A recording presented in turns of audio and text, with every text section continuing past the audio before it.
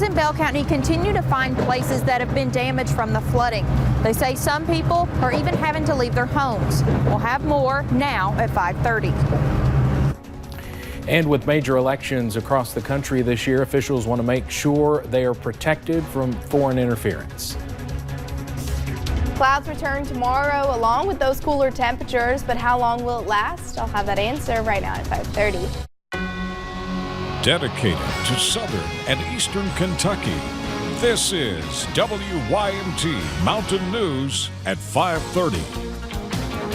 Good evening, I'm Steve Hensley. Crews in Bell County are still finding and repairing damage after the recent flooding. Many people have roads washed out or even lost them entirely due to mudslides. WYMT's Hannah Reynolds talked to officials that say it will take some time to get everything fixed. This rock, not much to many, but to those a stone's throw away, it is the most frightening thing around. We've owned this property since 1945. My papa bought it, and you can see it is gone.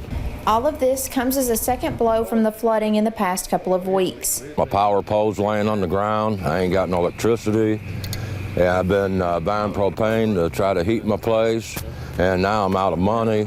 I mean, it's really heartbreaking, and it is a natural disaster. The worst part, it could displace the people living in 5 homes around it. And it's not the only place needing immediate attention. The water got outside its banks, and you can see the property damage that it's done. So in this instance, we've actually moved the creek over. Keeping the manpower in Bell County tied up. You know, we're being blessed with weather now, and you know, our guys stay at it. I mean, they're 12, 14 hours a day when we can work. Getting through the biggest storm they have had to face, one gravel at a time. In Bell County, Hannah Reynolds, WYMT Mountain News. FEMA and the Red Cross have been called for those 5 houses near Rose Road, and those people tell us they are waiting to hear back from them.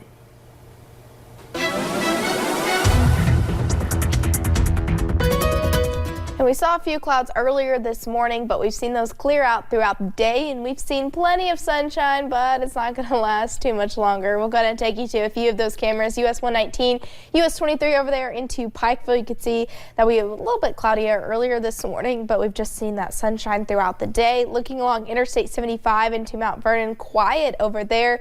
Really not a cloud in the sky, but we are going to continue to see those clouds increase. You could see a little bit of those clouds and some rain chances down in the deep south. That's actually going to push up into parts of Tennessee and even into our area. Most of us deal with those clouds. However, some of us could be dealing with a little bit of rain and maybe even a little bit of snow. So clouds do return as we head into tomorrow, along with some cooler temperatures. Could be tracking a few rain and snow showers a little bit later in the day, but then sunny skies return very quickly by your Friday and into the weekend. I'll have more details on the little bit of snow we could see tomorrow coming up in just a little bit. All right, thank you, Paige. Former Illinois Governor Rod Blagojevich was released from federal prison in Colorado. He was convicted on corruption charges, including trying to sell former President Barack Obama's Senate seat back in 2008. The former governor was one of 11 convicted criminals granted clemency Tuesday by President Trump. After serving 8 years, he still maintains his innocence. President Trump says the Pentagon's top policy official, John Roode, will soon step down. The Undersecretary of Defense for Policy was asked to resign.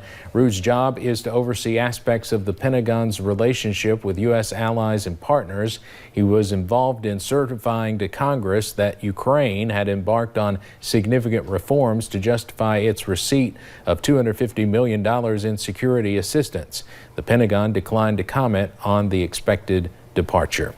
Democratic hopefuls running for president will once again come face to face on the debate stage. But this time there is a new contender. Mike Bloomberg will face 5 of his Democratic presidential campaign rivals for the first time when he takes the debate stage tonight in Las Vegas. Hours before that debate, candidates were targeting Bloomberg.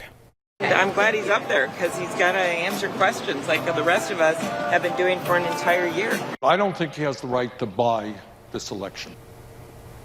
Now, Bloomberg, who is not on the ballot in Nevada, is spending $415 million of his own money on ads focused on states with Super Tuesday contests.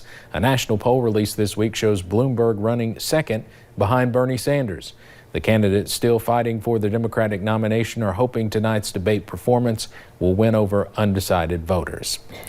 The prospect of a new Smithsonian Museum dedicated to women's history is growing. The House of Representatives overwhelmingly approved H.R. 1980, also known as the Smithsonian Women's History Museum Act. It passed 374 to 37 and will now head to the Senate. The passage of the bill came on the 100th anniversary of women winning the right to vote. The Smithsonian's board will designate a site for the museum. Veterans were remembered and honored at the World War II Memorial in Washington, D.C. today on the 75th anniversary of the Battle of Iwo Jima. 97-year-old Ira Rigger was the only Iwo Jima veteran in attendance. Chairman of the Joint Chiefs of Staff Mark Milley said it was an honor for him personally to be at the ceremony because his own father landed on the beach at Iwo Jima to fight in that battle. For me, it's a very personal experience and almost spiritual, but it's also a reminder of the sacrifice that all the soldiers, sailors, airmen, and Marines in World War II made to give us our freedoms that we enjoy today. Iwo Jima is considered one of the most important battles of World War II. Even today, American and Japanese veterans make pilgrimages to the island. Once enemies, they now bond over their shared experiences. A federal appeals court restored voting rights for 17 ex-felons in Florida today. The 11th Circuit found that denying their rights because of their inability to pay fines was not legal. Florida's Amendment 4 allows ex-felons voting rights to be fully restored once they have completed all the terms of their sentence. So far, the group of 17 are the only ones to file suit, but the court's decision could apply to all ex-felons impacted by the law. A spokeswoman for Florida's governor says the state plans to appeal.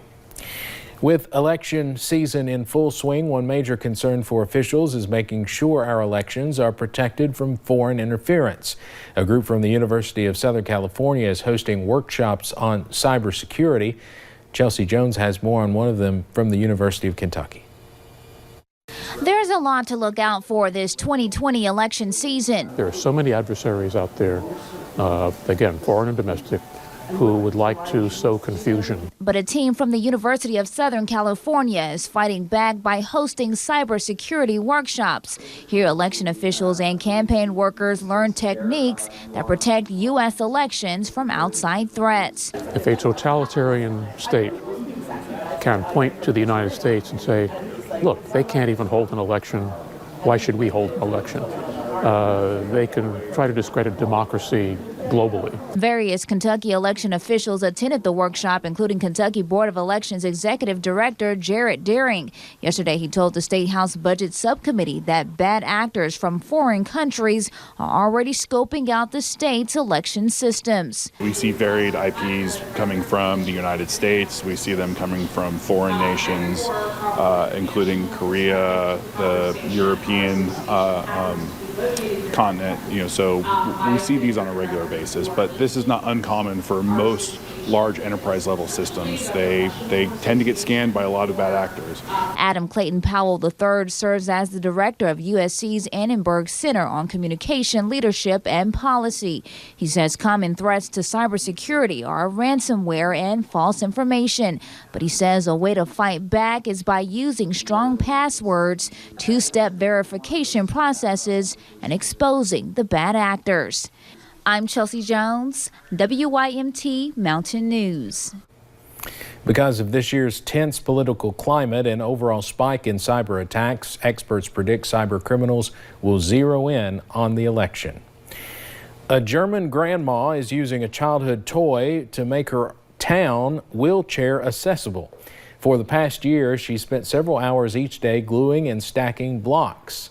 More than a craft project, these ramps are a colorful solution for wheelchair users in her West German town. She got the idea from a medical journal that featured a platform made of Legos.